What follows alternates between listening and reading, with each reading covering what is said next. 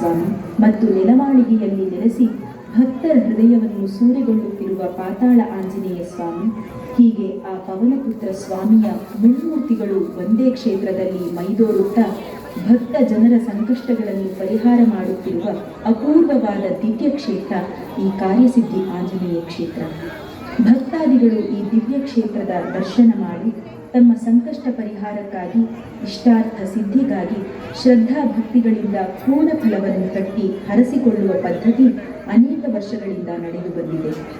ಪೂಜ್ಯ ಶ್ರೀ ಸ್ವಾಮೀಜಿಯವರು ಮೈಸೂರಿನಲ್ಲಿ ಅಷ್ಟೇ ಅಲ್ಲದೆ ದೇಶ ವಿದೇಶದ ಅನೇಕ ಕಡೆಗಳಲ್ಲಿ ಸ್ಥಾಪಿಸಿರುವ ಕಾರ್ಯಸಿದ್ಧಿ ಆಂಜನೇಯ ದೇವಾಲಯಗಳಲ್ಲೂ ಹೀಗೆ ಹರಸಿಕೊಂಡು ಭಕ್ತಾದಿಗಳು ತಮ್ಮ ಕೋರಿಕೆಯನ್ನು ಈಡೇರಿಸಿಕೊಂಡಿರುವ ಸಹಸ್ರ ನಿದರ್ಶನಗಳಿವೆ.